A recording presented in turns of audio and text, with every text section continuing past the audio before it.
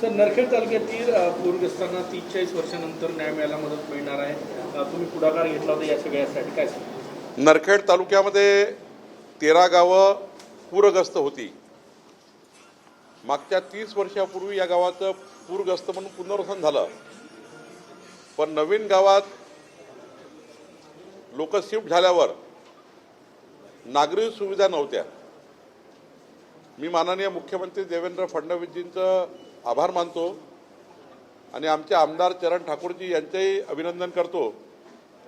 त्यांनी माझ्याकडे बैठक लावून या 13 गावाच्या नागरी सुविधा करता 32 कोटी रुपये मदत पुनर्वसन विभागाकडून दिले. माननीय मंत्री गिरीश महाजनजी यांनी या ठिकाणी मदत केली आहे. आत्ता आमचे जिल्हाधिकारी आणि आमचे CO जिल्हा परिषदेचे हे बसून या 13 गावांच्या नागरी सुविधा पूर्ण करतील आणि एक मोठा दिलासा 30 वर्षानंतर आमच्या नरखेड तालुक्याला मिळालेला आहे. मला पालकमंत्री म्हणून या सर्व गावकऱ्याचं या ठिकाणी अभिनंदन करायचं आहे. पुढच्या 6 महिन्यामध्ये हे संपूर्ण नागरी सुविधाचे कामं पूर्ण करायचे आहे. दिल्लीत राहुल गांधी आज विद्यार्थ्यांसोबत संवाद साधणार आहे, काय? मी सांगितलं की हे नौटंकी आहे, नाटकबाजी आहे. काँग्रेस पार्टीचं जे या ठिकाणी त्यांचा जो प्लॅटफॉर्म आहे, त्यांचा जो पक्षाचा आलेख आहे तो घसरतो आहे आणि संपत असलेली काँग्रेस पार्टीला जिवंतपणा मिळवण्याकरता विद्यार्थी किंवा युवकांचा साथ घेऊन थोडा बेस मजबूत करण्याकरता काम करत आहे. खरं तर हे राजकीय उद्देशाने केलेलं, युवकांना दिशाभूल करून राजकीय उद्देश पूर्ण करण्याकरता काँग्रेस पार्टीचं या ठिकाणी पक्षाचं काम अडवण्याकरता युवकांचा त्या ठिकाणी उपयोग करण्यात येत आहे. याकरता राहुल गांधी आता युवकाचा विषय घेऊन देशभर त्या ठिकाणी वेगळ्या पद्धतीने अशा पद्धतीची नौटंकी करत आहे. युथ आयकॉन मुख्यमंत्री देवेंद्र फडणवीस उद्या नागपुरातील 30,000 देणगींसोबत संवाद साधणार आहे.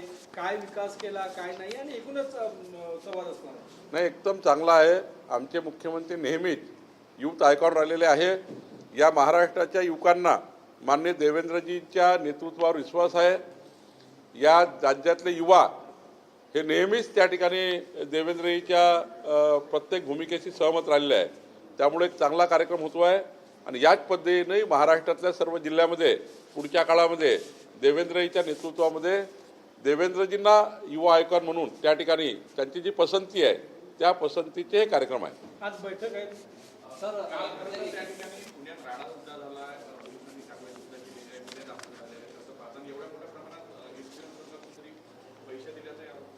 नाही, काय होतं आहे की काँग्रेस पार्टी युवकांना या पद्धतीने आंदोलनामध्ये आणताय की काहीतरी लाठीमार करावा, काहीतरी त्या ठिकाणी एखादं अशी घटना व्हावी ज्यातनं आपल्याला युवकाची सहानुभूती मिळेल. युवकाचं त्या ठिकाणी आपल्या पक्षाच्या बाजूने त्यांचं मत वळेल याकरता काही आंदोलनं करणे, काही त्या ठिकाणी चिथावणी करून भाषणं करणे, युवकांना चिथावणी देण्याकरता भडकवणे, पक्षीय राजकारण करून युवकांचे माथे फिरवण्याचं काम काँग्रेस पार्टी करत आहे. सर, एक प्रश्न असा आहे, अमरावती जिल्ह्यामध्ये नवनीत राणा या रील्स बनवत आहेत वेगवेगळ्या आणि अप्रत्यक्षपणे टीका करतात. राष्ट्रीय कार्यकारिणीमध्ये त्यांचं नाव नसल्यामुळे त्यांचे कार्यकर्ते नाराज आहे. राज्यसभेत सुद्धा त्यांची वर्णी लागली नाही. तुमच्या दौऱ्यात सुद्धा त्या काल नव्हत्या आणि यापूर्वी त्या फारशा भाजपच्या जवळ दिसत नाही अशी ही ओरड होते आहे. तुम्ही कालच्या माझ्या दौऱ्यामध्ये केवळ माझा महावितरणच्या एक राष्ट्रीय आमचं असोसिएशन आहे, इंजिनियर असोसिएशन राष्ट्रीय लेवलचं, त्या कार्यक्रमात मी एकटाच त्या ठिकाणी निमंत्रित होतो. त्यामुळे कालच्या दौऱ्याचा काही संदर्भ नव्हता. पण मला वाटत नाही की नवनीत राणा जी काही पक्षाच्या भूमिकेवर नाराज आहे. त्यांनी तर मिळालेली राज्यसभा सोडली आहे.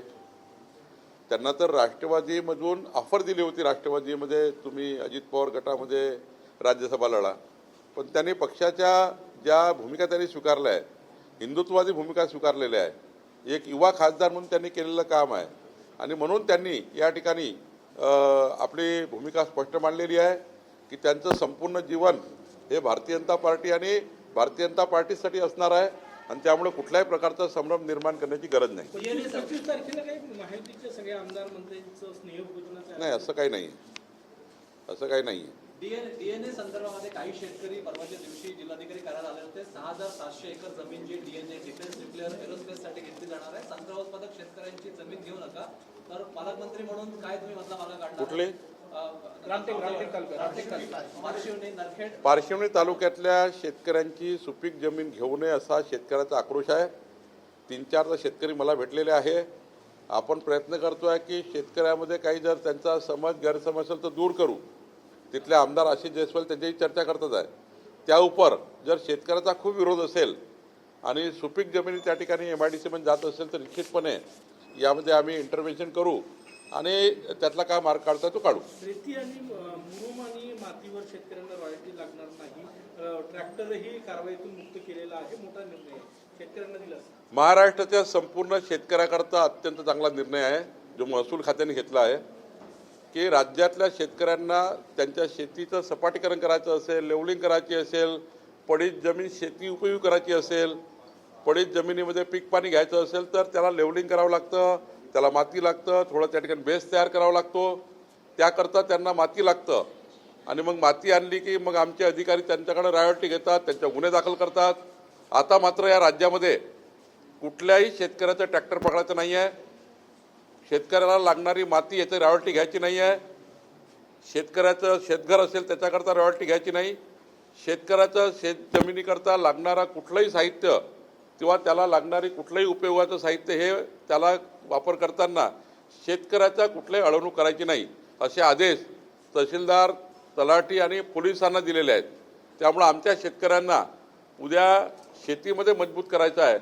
शेतकऱ्यांच्या पाठीशी सरकार भक्कमपणे उभा आहे. राहुल गांधीचा कार्यक्रम होऊ नये यासाठी षडयंत्र आहे असा आरोप विजय वडेट्टीवार कसं पाहता तुम्ही आरोपाकडे? कार्यक्रम होऊ नये यासाठी कार्यक्रमच बोगस आहे, डिफॉल्टर आहे, युवकांना राजकारणाचं बळी करताय, पक्षीय कार्यक्रम घेत आहे. काही NGOचा आहे का? राहुल गांधींनी काँग्रेस पार्टी या ठिकाणी वाचवण्याकरता कार्यक्रम, युवकाचे कार्यक्रम घेत आहे. निसटलेला जनाधार पुन्हा एकदा वापस यावा याकरता कार्यक्रम घेत आहे. ते काही देवपूजा करायला आले आहे का? त्यामुळं वडेट्टीवारजी राजकारणाकरता युवकाचा त्या ठिकाणी वापर करू नका.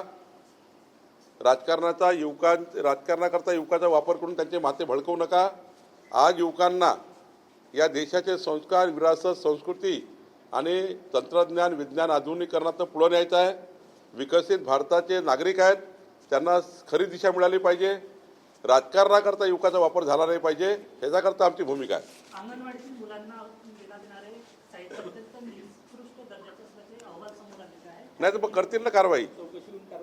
असं आहे, जर चुकीचं असेल, खोटं असेल तर कारवाई होईल. आम्ही कोणी त्याच्यामध्ये मध्यस्थी करणार नाही.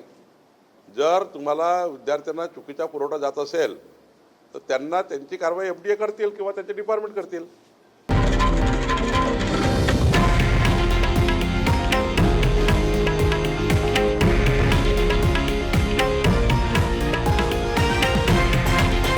हे आहे देशातील नंबर 1 न्यूज नेटवर्क आणि आपण पाहत आहात TV9 मराठी, एकमेव.